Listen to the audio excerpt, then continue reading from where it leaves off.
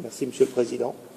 Je représente aujourd'hui le peuple de Savoie, peuple millénaire sur un territoire jouxtant Genève et que la France a annexé depuis plus de 150 ans. Après les violences physiques perpétrées sur nos aïeux en 1871 et 1914, nous ressentons de plus en plus une forme de violence psychologique avec un refus systématique de l'application de nos droits acquis par des traités internationaux, comme la suppression de notre nationalité, notre histoire, notre langue, notre neutralité que nous détenions de la Suisse pour avoir donné Genève à la Confédération helvétique en 1815. Cette violence psychologique est partout présente en Savoie, car les autorités refusent la reconnaissance de notre drapeau offert par Malte en 1147 pour service rendu, nous interdisent d'honorer nos morts lors de cérémonies commémoratives comme le 11 novembre. Des gendarmes omniprésents nous contrôlent jusqu'à plusieurs fois par jour, nous séquestrent sur des parkings pendant plusieurs heures lors des cérémonies, nous suivent des journées entières, refusant de reconnaître notre nationalité savoisienne, réquisitionnant nos documents administratifs, usant de prétextes fallacieux pour établir des procédures et nous conduire devant des juges avertis, désireux de faire respecter le droit national au détriment du droit international. Des préfets préférant l'autoritarisme au dialogue.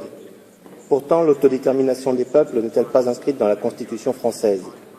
Chaque peuple subit l'influence propre au pays qui le domine. La démocratie tolère des violences psychologiques souvent beaucoup plus sournoises que la dictature. Lorsqu'une nation peu nombreuse est unie à une grande nation, elle doit traiter d'égal à égal, sinon elle devient soumise. Une annexion deviendrait-elle systématiquement synonyme de soumission?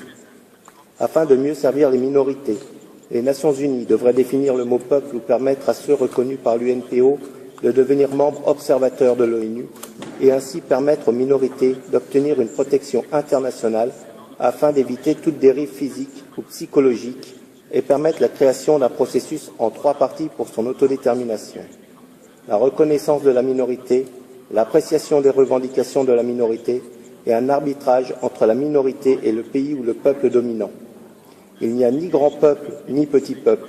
Il y a des peuples et la reconnaissance de chacun d'eux est le seul moyen de les faire coexister. L'intégration n'est pas une renonciation du passé, mais l'acceptation d'un futur commun, construit en commun et non par la prise de pouvoir de l'un sur l'autre. Et si l'intégration n'est pas possible, alors la séparation doit être la solution, car la finalité doit toujours être le respect de l'autre. En conclusion, comment un État peut-il être membre des Nations Unies lorsque des articles de sa Constitution sont contraires à la Charte des Nations Unies? Ce n'est pas parce qu'on ne vous dit pas qu'il n'y a pas de problème qu'il n'existe pas. Merci, Monsieur le Président.